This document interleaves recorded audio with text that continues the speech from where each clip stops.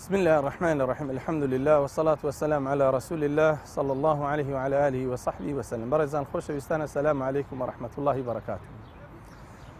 برزان زۆر پێم خۆشە قسە لەسەر بابەتێک بکەم کە زۆر گرنگە، کە زۆر جاری وایە جێمان لێ دەبی کە دەڵێن حکمت لەو ئیشەدا بەکار بێنە، یان دەڵێن خوای گەورە ئیشی بێ حکمت ناکە. بەڕێزان و خۆشەویستان زۆر گرنگە ئینسان لە ئوموری ڕۆژانەی خۆیدا حەکیم بێ، عیناد نەبێ، ئینسانێک بێ کراوە بێ، داخراو نەبێ، ئینسانێک بێ بەو مەفهومە هەر شتێک لەگە شەرعی خوای تەبارەک و تەعالە لەگە قورئان و سونەتی صحیحی پێغەمبەر صلی الله علیه و سلم گونجا ئینکاری تێدا نەکە. لەکن ئاەتەکانی خوا ڕابوەستی و کاتێک گوتیان پێغەمبەر وا دەفەرمێ صلی الله علیه و سلم تەسمیلی ئەمری پێغەمبەر بێ صلی الله علیه و سلم، لەبەرەوەی ئەو هەڵبژاردەی خوایە و پێشەنجی ئێمەیە. بەڕێزان و خۆشەویستانم حکمت زۆر گرنگە ئینسان لە ژیانی ڕۆژانەیدا بەکاربێنێ. هەر کەسێک ئینسانێکی حەکیم بی کەم وا دەبێ پەشیمان بێتەوە لە ئومورەکانی ڕۆژانەیدا. هەر کەسێک ئینسانێکی تووڕە و غەزەباوی و ئینسانێکی خراپ بێ زۆربەی ژیانی تەماشاکە ئەگەر عینادیش بکە بەسەر پەشیمان بوونەوەی لە دوایە، هەر تەماشا دەکەی ئومورەکانی بەرەو هەردێر و بەرەو خراپە دەڕات. لۆی خوای گەورە کاتێک کە باسی داوە و بانگەوازمان لۆ دەکە ئەگەر دەتەوێ ببی بە کەسێکی داعی بانگی خەڵک لە لای خوای گەورە رب العالمين فرمي ادعو إلى سبيل ربك بالحكمة والموعظة الحسنة وجادلهم بالتي هي أحسن. ليرة ما شاك خوي تبارك وتعالى فرمي خلق بانك بحكمة بلام كاتي ديت سر موضوعي موعظة آموشقاري فرمي والموعظة الحسنة أي بونا يفرمي حكمة حسنة. ابن قيم قصير يقول زوان ذاك برزانم فرمي شنك حكمتها مي حسنية بلام موعظة مي حسنانية. خەڵکی وایە مەوعیزە دەدا ئامۆژگاری دەکە ماڵی خەڵک وێران دەکە، خەڵکی ئامۆژگاری خەڵک دەکە بە حساب دەڕێ خراپەی مەکەن پێیان نیشان دەدا لە چێن دەرخراپە دەکرێت. خەڵکەیە دینی خوای ناشرین دەکا، یعنی وەچێکی وا نیشانەدا ئەوە دروست نییە سەلامی لێ بکەی، ئەوە دروست نیە نوێژی لە دوو بکەی، ئەوە دروست نیە وا بکەی، ئەوێ هەیە کافرە، ئەوێ مسلمانە، ئەوێ وایە ئەو تەسەڕوفە ناشرینانە هەندە نوێنی دینی خوای لەبەر چاوی خەڵک ناشرین کردیا و واش نیشاندا دەبان کە ئەنەهو ئینسانێکی زۆر چاک و زۆر ڕێک و پێکە. لۆی کاتێک لە محەممەدی غەزالی دەپرسن حکمی نوێژنەکار چییە ئەو کەسێک کە نوێژێ ناکات، دەڵێ دەستی بگری بیبێ مزگەوتی بڵێ وەرە نوێژێ بکە. یعنی چەند ئوسلوبێکی جوانە بەدەلی ئەوەی پێی برێت و کافرێت و فاسقێت و مەلعونیەت و بێدینی، یعنی حەکیمیەت لە ئیشەکانی ڕۆژانەماندا زۆر زۆر گرنگە، زۆر ئیشێ زۆر بە جوانی و بە حکمەتە کرێ. بۆیە خوای گەورە فەرمێ بۆ ڕێگای منیش ئەوها بانکەن بالحکمە والموعظة الحسنة وجادلهم بالتي هي أحسن. ئەگەر مجادلەتان کرد حتى لەگەر ئەهلی کتابیشە بالتي هي أحسن بە جوانترین شێوە بیکەن، نەک بە شێوەیەکی جوان، جوانترین شێوە بەکاربینن لە مجادلە و مناقەشە و قسەکانتاندا. بەڕاستی ئەوە شتێکی گرنگە لە بۆ ژیانی ئینسانی ڕۆژانە کە بەکاری بینی تەماشا بکە کە بەڕاستی بێ ئینسان حەکیم بێ، دەبێ ئینسان دانا بێ، پەلەپەلی لە کارەکانی نەکە. بەڕێزانم ئێستا تەماشا دەکەین بەڕاستی زۆر جاری وهەیە لە ئومورەکاندا هەندێک کەسێ ئەوەندە بە حەکیمانە توانی شتت لێ بگەین. ئێستا پێغەمبەری خوا صلی الله علیه و سلم تەماشا هەموو ژیانیکە زلەیەکی لە بەشەرێک نەداوە، قائیدی ئومەت بووە، حاکم بووە، قازی بووە، مجاهید بووە.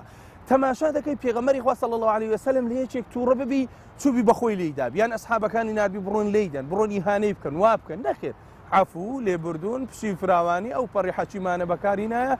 عەزیەتیان دایە کەسەکەی بەرامبەرە خۆی عەفو کردی پێغەمبەر صلی الله علیه و سلم. لەو پەڕی ژیانێکی خۆشیشدا ژیایە لە کاتێکدا کە خەڵکی عەفو کردی، لە کاتێکدا کە لە خەڵک بووریا. لە ئاخر خودبەی کە پێغەمبەر ئەیدا صلی الله علیه و سلم فەرمی خەڵچین ئەگەر کەسێک قسەم پێگوتی، ئەگەر جوونم پێدایە، ئەگەر لێمدایە بابێ ئەوە تا جسمی من حازرە با قسەکەم پێ بڵێتەوە، با لێم بداتەوە، با حەقەکەی لێم وەرگرتەوە. یەک لە ئەسحابە هەر نەسەبرێ یا ڕەسوڵ الله و غەدرت لە من کردیا، یان ئەی پێغەمبەری خوا صلی الله علیه و سلم ئەو جوونە بە مندایە من هێشتا هەر لە دڵم مایە. پێغەمبەری خوا صلی الله علیه و سلم ئەوە ئوسلوبی بوو، ئەوە شێوازی بوو. ئێمە بێ لەو فێر بین بەڕاستی ئەو ئوسلوبە بۆ ئێمە زۆر جوانە. بۆیە خەتیبی بەغدادی لە کتابەکەی خۆیدا تاریخ بەغداد قسەیەکمان لۆ دەجێرتۆ لە ئیمامی ئەبوو حەنیفەی ڕەزا و ڕەحمەتی خوای لێ بدەڵێ لە کوفە پیاوێک هەبوو، ئەو پیاوە قسەی بە ئیمامی عوسمانە گۆ. تەبعاً خەڵک هەیە بێ ئەدەبە، ئەدەبی نزمە، پیاوێک وەکو ئیمامی عوسمانی وەنیە تۆ قسەی پێ بڕێ، قسەی پێ دەگۆ نەکەر قسەی پێ دەگۆ، پێی دەگۆ جوولەکەیە. ئیمامی ئەبوو حەنیفە بانگی کرد بەڵام بزانە چۆنەوێ بە حکمت بە جوانی ئەو پیاوە تێبگەنی کە ئیمامی عوسمان جوولەکە نیە بابە، ئەمە یەکێ لە خەلیفەی ڕاشدین. فەرمووی تۆ کچێکی جاهیرەتێ، یەکێک هاتووە لۆ داخوازی لە لای طەریقی منەوە بزانم ئەتۆ توانی ئەو کچە بدەیەوی. فەرمی ها ئیمام کووە پیاوێکی؟ فەرمی هەموو قورئانی لەبەرە، حافظ القورئانە، شەوی وا هەیە قورئان یەخینی هەتا سبینێ ختمێکی دەکا بەس لە نوێژێدا، زۆر دەگریێ لە خوا پاڕێتەوە. فەرمی یا ئیمام بەسە، هەر ئەوەندەی گوتت لە خوارتریش بهێشتا من دەیدەمێ ڕازیمە، بەس فەرمی یەک سیفەتی خراپی هەیە. فەرمی چێ سیفەتە خراپەکەی فەرمی ئەو پیاوە جوولەکەیە مسلمان نییە هەروەستە چی کرد سوبحان الله یا ئیمام تۆ مفتی بەغدای تۆ ئەبوو حەنیفەی تۆ ئەو پیاوە بەرز و بەڕێزەی ئێستا تەکلیف لە من دەکەی پیاوێکی وەکو من بەنسبەت تۆ جاهیل داوام لێ دەکەی کچەکەی خۆم دەم بە پیاوێکی جوولەکە قەت شتی وا ناکەم فەرمی ڕازینی گوتی نەخێر پێشت ناخۆشە زۆریشم پێ ناخۆشە هەر نابووە تەکلیفەشت بکرد بە مادەم کابرا جوولەکەیە فەرمووی ئیمامی ئەبوو حەنیفە ئەی کوو ڕازیە بی محەممەد المستەفا دوو کچی خۆی بداتە جوولەکەیەک کە ئیمامی عوسمان و تۆ پێی دەڵێ جوولەکە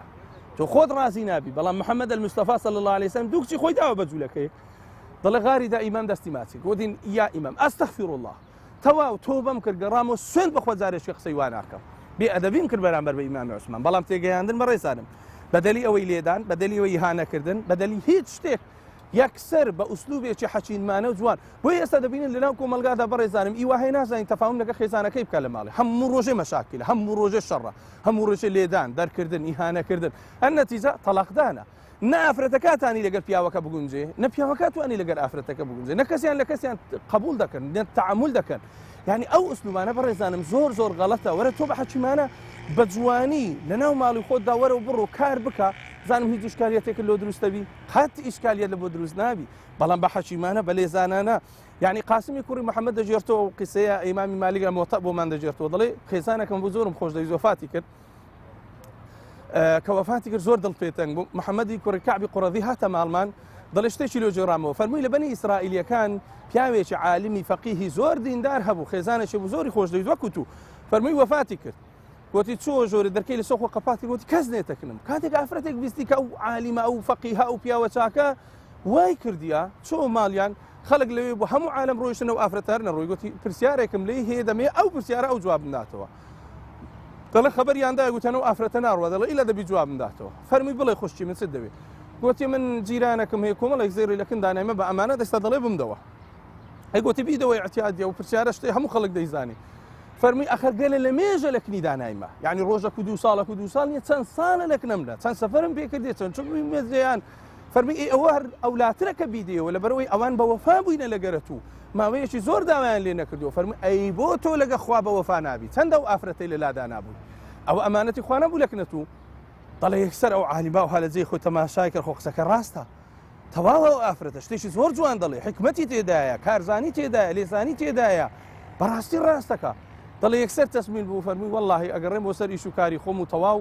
وەکو جاران تەڵەبە و مامۆستایەتی و فتووە ئەوە فەرمووی ئینسان ئیستیفادە لێ دەکا بەڕێزانم بەس تۆ بێ حکمت پێی برێ نەک بێ جاری وا هەیە لە بڕی قسەکردنێک هەزار جوون لە زاری دادێتە دەرێک پیاوێکەیە ئەولادەکەی جغارە خوا سەد قسەی ناشرینی پێدەێ بە خۆشی جغارەی لە دەستیدایە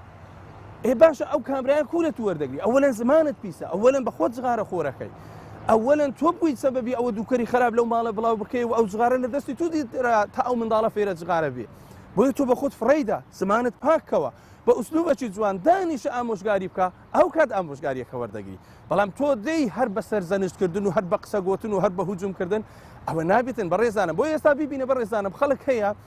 برادری پێوە نەمایە هەر هەمووی لێ عادز بوونە لۆ لە بەرەوەی تووڕە و تووندا قەرپا یعنی دائیمەن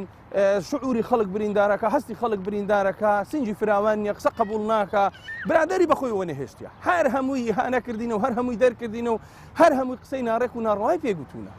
لۆی عادز بۆ لە زۆربەی خەڵکی لە خزمەکانی بڕۆ ببینە دۆست و خزمەکانی کەس هات و چووی ناکە لۆ لەبەرەوە تەبیعەتی خراپە لۆ برای بەڕێزم لۆ بە حەکیمانە حکم ناکەی سەردانی برات بکە خوشکت بکە کەسوکارت بکە ناسیارت بکە بالەگەریان ئەوان عەتفیان هەبی تەلەفۆنیان لە بۆ بکە ئەحوالیان بپرسە ئەوان ئەحوال دەپرسن یعنی لە خەڵک بەهەنجەد مەبە لە خەڵک بەهەنجەد مەبە دایمە لەگە خەڵک تێکەراو بێ ئێستا ببینە لەو بازاڕە جاری وایە خەڵک یەشت دەفرۆشێ حەزت لێ بتیشتی لێ بکڕی ئەوەندە دەری بەخێر بێ سەرچاوم بڵێ و سەرچاوم و خزمەتت کەم وە ئەوە لە ئوسلوبی شت فرۆشتنە هەشە بڕۆبی وەچ پێی دەرێ بە چەندێ بە 2 دیناریە وە دەزانی قسەت پێ دەرێ بابە لەسەرخۆ کاشی من وەشت فرۆشتنە هادێ بە هۆ شەڕەتەقە نییە و ئەبوو شێوازە بۆ ئوسلوبەدا قسان دەکەی لێ بەڕێزانم بەڕاستی ئەو ئینسانانی کە حەچیم دینە لە ژیانی ڕۆژانە هەم خۆیان عەزیەتە دەن هەم خەڵکیش عەزیەتە دەن بۆیە ئەگەر فکر لە حاڵی خۆیان بکەنەوە طەبیعەتی خۆیان بگۆڕن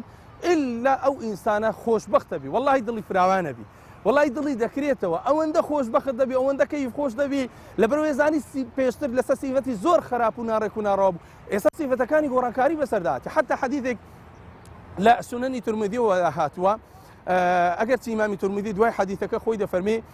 ئیبراهیمی کوڕی فەضلی مەخزومی لە ئیسنادەکەیدا هەیە کە یوضعف من قبل حفظه دەڵێ ئەوە بە ضعیفیاندانەوە لە لای حفظەکەی واتە حفظەکەی زۆر بەقووەت نەبووە بەڵام کەلیمەکە متنەکە جوانە یعنی هیوە نییە بڵێن مەوضوع بی هەڵبەستراوی نەتوانین باسی کەین دەرێ الکەلیمە الحکمە ضالة المؤمن هەر کەلیمە هەر حکمەتێک بزربووی ئیماندارە فحيث وجدها فهو أحق بها لە هەر جێیەک دیتەوە ئەو لە هەموو کەس ئەولاترە بەو شتەوەری بگری یعنی تۆ حکمت بڕۆ ببینە لە دەوی حەکیمەکان لە دەوی زانایەکان حتا لە کافر تۆ حکمت فێر بە لە هەموو کەس حکمت فێر بە لە هەموو کەس جوانی فێر بە لە هەموو کەس شت فێر بە یعنی ئیسیفادە لە هەموو کەسێک بکە ئەوە ئینسانێکی حەکیمە ئەوە ئینسانێکی دڵسۆزە ئەوە ئینسانێکی چاکە بەڵام قەت ئینسانێکی معقەد و خراپ مەبە وا مەبە هەموو جێگایەک خەڵک لە تو بێزار بن تەماشا خۆت بکە گۆڕانکاری بەسەر ژیانی خۆتدا بێنە یعنی سیفەتێکی وا بکە کە بەو شێوازە بتوانی ئەتوو گۆڕانکاری بەسەر ئوسلوب و ژیانی ڕۆژانەی خۆتدا بهێنی زۆر کەسمان دیتێ بەڕێزانم بە حەکیمانە لە ناو خەڵکداشیە خەڵک خۆشیان ویستە بێ ئەوەی دەوڵەمەندیش بی خەڵک خۆشیان ویستە بێ ئەوەی دەسەڵاتیشی هەبی خەڵک پرس و ڕێیان پێکردیە بێ ئەوەی هیچ شەهادەیەکی هەبی بەس لەبەر چێ لەبەرەوەی ئەو ئینسانە کراوەیە ئەو ئینسانە ڕێکە ها تەماشاکە ئیمامی ذەهەبی لە کتابی ئەلکەبائیردا قیسەیەکمان لە کیسرا لۆ دەگێڕتەوە چەند حەکیم بووە کیسرا دەڵێ کوڕێکی هەبوو گچکە بوو مامۆستای لۆدا نەبوو فێرە ئەدەب و فێرە عیلم و فێرە زانست و زانیاری بکاتن دڵە مامۆستایەکەش بەردەوام بوو لەگەری مامۆستایەکی لۆگرتیە بەڕاستی حەکیمە مامۆستایەکی لێزانە مامۆستایەکی زۆر زیرەکە کوڕی ئەو کەسە پەروەردەکە کەسبەنی دێتە سەر تەختی پاشایەتی و دەبێت وڵاتێک بڕێوە ببا دڵێ مامۆستا ڕۆژێکی هات تەماشای کردی تەڵەبەکە هێشتا بەبێ ئەوەی دەرس بخیندرێ بەس لەو بە شەق و لێیدا زۆر خراپی لەو تەڵەبەیەدا ئەو تەڵەبێژەی باشە مامۆستا هیچم لەو قسە نەکەی چەند زل لەو شەق و پێلەقەی لێدا بەبێ ئەوە هیچی کردی وێزە دوایە با دەرسەکەی بکەین ئەو کوڕە لە دڵی خۆی زۆر گرت بچم بە بابم بڵێم بام دەرێ مامۆستاتە مامۆستاش لێیدام لەو گۆڕی لێگەڕە هەتا گەورە بوو بابی مرد هاتەجێی بابی ئەو حەقدەی هەر لە دڵما بوو ئەو شتەی هەر لە دڵما بوو مامۆستا کو دەبی لە کوڕی مەلیکی بدا کو دەبی لە کوڕی پادشای بدا دەرێ ناردێ دوو مامۆستایەکەی پیر بوو بە تەمەن بوو لە دوی نار وەتی مامۆستا تۆ مامۆستای منی زۆرت فێرەشت کردیمە بەس ئەوەی لە دڵم مایەگەر ئێستا لەو منە سەرمێنی دەبێت تۆرت لێ بکەمەوە بەبێ شک و بەبێ گومان گوتی چێ گوتی لە فران ڕۆژی لە فران تاریخی بەخۆم نووسیمە بەلاش لە منتدا بەبێ ئەوەی دەرس دەست پێ بکە بەبێ تەحزیری دەرسەبی بەبێ ئەوەی هیچ ئیشکالیەتێک هەبی لۆ لە منتدا دەڵێ گوتی کوڕم ئەویش هەر دەرس بوو بەس ئێستا بێ پێت برێم دەرسەکە تەکمیلەکەینەوە نیوەی دەرسەکە بوو ئێستا نیوەکەی دیە دەڵێ ئەمە زانیم کە تۆ بمری بابت بمری تۆ دێ جێی بابت چووکە بابت مرد و پاشایەکان ئەکید ئەولادەکانیان دەچوونە جێی ئەوان دەڵێ ئەمن ویستم ئەن ئوذیقەکە ألم الضرب وألم الظلم حتى لا تظلم أحدا ویستم چێژی ظلم و چێژی ئێش و ژانت پێ بچێژم کە هاتێ جێی بابت زوڵم لە هیچ کەسێک نەکەی ئەوەش هەر دەرز بوو بەس تازە تێی بگا خۆزگە هەندێک کەس دەبوون دەسەڵاتدارانی ئێمەش بە گەسکەی هەندێک زلیان لێدابان هەندێک زلیان لێدابان لۆی ئەو ڕۆکە بڕک پیاوبانە زلیان لە خەڵک نەدا لۆی ئەو ڕۆ بڕک عادل بان نەعەدالەتیان بەرامبەر بە خەڵک نەکرد بە لۆی ئەو ڕۆکە ئینسانی باش بان و ئینسانی خراپ نەبان و کۆمەلگایان تێک نەدابا لۆی ئەو ڕۆکە ئازاری کەسیان نەدابە بە سجن ئازاری کەسیان نەدابە بە جەستا ئازاری کەسیان نەدابە خوێنیان نەڕێشت بە ئەگەر بڕێ زلەی باشیان لێدابن ئەو ڕۆدەبوونە پیاوی زۆر چاک بەڵام بەداخەوە ئەوانە هەندێک جار هەیە پەروەردە ئەکرێن لە بەردەستی کەسانی زۆر بێدین و زۆر خراپەکار ئەو عەزابیان پێ ناچێژن لۆی کە گەورە بم بزانن ئەو شتە زۆر ناخۆشە و عەزیەتدانی ئینسانەکان وایە ئەو جەدەرێک کوڕەکەی کیسرا گوتی ئێستا تێگەویستم بەڕاستی تۆ مامۆستای و بەڕاستی تۆ موعەلیم و بەڕاستی تۆ موڕەبی و پێگەیەنەری دەڵێ ئەو چەندین جائیزەشی لۆ ئامادە کرد فەرمووی داییە لەبەرەوەی ئەو جائیزە گەورەت ئێستا بە من بەخشی کەوا من تێگەویستم کە ئێستا لە ژیاندا نابێت زوڵم لە کەس بکەم نابی غەدەر لە کەس بکەم چووکە زلەی لە خەڵک بدەم خەڵکیش ئاوا لە بیریتی بەڵام ناتوانانی لێم بداتەوە خەڵکیش ئەوها عەزیەتی پێدەخوا وەکو من بەڵام ناتوانانی حەقی خۆی وەربگرتەوە بۆی لە کۆتاییدا پارەین و لە خوای پەروەردگار و رب العالمین دەر یا ڕەبی خوا هیدایەتمان زیاد بکەی یا ڕەبی خوای بە فەزل و بە کەرەم و بەعەتف و سۆزی خۆت لەگەڵمان بکەی بە عەمەلی خراپی ئێمە لەگەڵمان نەکەی یا ڕەبی خودایە لە دینی خۆ زیاتر شارەزامان بکەی خوایە لە داک و بابمان خۆش بی خوایە لە خیزانەکانمان خۆش بی خوایە منداڵەکانمان ساڵح بکەی خوایە لە داک و بابمان خۆش بی خوایە لە مامۆستایەکانمان خۆش بی لە قوتابیەکانمان خۆش بی لە جیرانەکانمان خۆش بی لە برادەر و دۆستەکانمان خۆش بی یا ڕەبی خوایە لە هەموو مسلمانان خۆش بی ئەوانەی زیندون ئەوانەی مردوونە یا ڕەب العالەمین یا ڕەبی خوایە ئەوەی گرفتی هەیە لە بۆی چارەسەر بکەی ئەوەی کێشەی هەیە لە بۆی حەل بکەی ئەوەی نیازێکی خێری لە دڵدایە خوایە لۆی جێبەجێ بکەی خوایە سەرفراسی دنیا و قیامەتمان بە قسمەت بکەی لە ڕوڕەشی دنیا و قیامەتدا بمان پارێزی یا ڕەبی خودای هەر کەسێ خێر و خۆشی لەوە ملەت و کوردستانە دەوێت سەرفرازی دنیا و قیامەتی بکەی هەرچی شەڕ و خراپەی لەو ئەو کوردستانە دەوێت خوایە دەستی نەدەی هیدایەتی بدەی بهینێ سەر ڕێگەی ڕاست ئەگە هیدایەتی نابی یا ڕەبی خوایە لە کۆر عیباد و بیلادی کەی و ڕەوانی قەبرستانی بکەی یا ڕەبی خودایە بە فەزلی خۆت بە ڕەحمی خۆت لە دوا ڕۆژدا لەگەڵمان بکەی بە عەمەلی خراپی ئێمە لەگەڵمان نەکەی لەژێر سێبەری خۆتدا حەشرمان بکەی لەژێر ئاڵای محەممەد المستەفادا کۆمان بکەیەوە بەدەستی ئەو لە حەوزی کەوسەر ئاومان پێ ببەخشی ئامین ئامین الحەمد لله رب العالمین والسلام عليكم ورحمة الله وبركاته.